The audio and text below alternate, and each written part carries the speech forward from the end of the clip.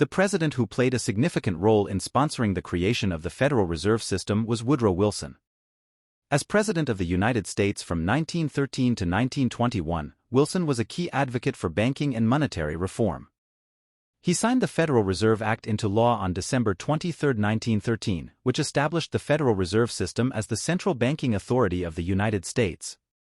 Wilson's support for the Federal Reserve was influenced by the economic challenges of the time, including the Panic of 1907, which highlighted the need for a more stable and flexible banking system.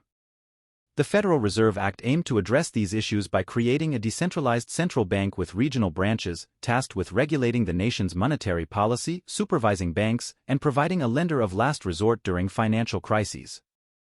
While Wilson's role in the creation of the Federal Reserve was significant, it's important to note that the idea of central banking had been debated for decades prior to his presidency, and the Federal Reserve Act itself was the result of extensive negotiations and compromises involving various political actors, bankers, and economists. Nevertheless, Wilson's support and advocacy were crucial in shepherding the legislation through Congress and into law, cementing his legacy as the president who oversaw the establishment of the modern central banking system in the United States. Seignorage rights refer to the profit or revenue generated by a government from the production or issuance of currency. It represents the difference between the face value of currency, such as coins or banknotes, and the cost of production. Essentially, it is the profit earned by the government when it creates money. The history of seignorage rights dates back to ancient times when rulers and governments had the authority to mint coins. The term seignorage itself is derived from the Old French word seigneur, meaning lord or ruler.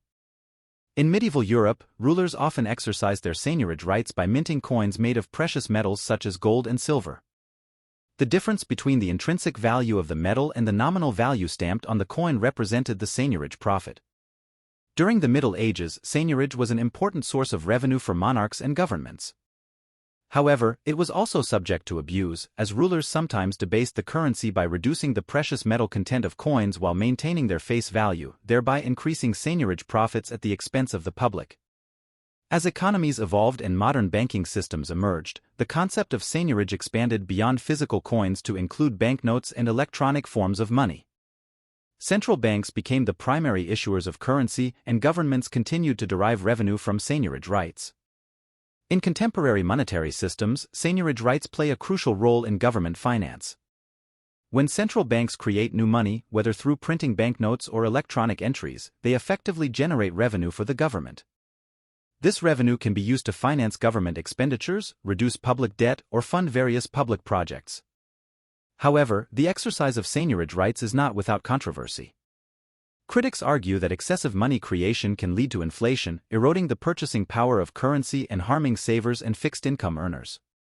Moreover, in some cases, governments may abuse their seignorage powers by engaging in deficit financing or monetizing debt, which can have adverse long-term consequences for economic stability. Despite these concerns, seignorage remains an important tool for governments and central banks to manage their finances and ensure the stability of the monetary system.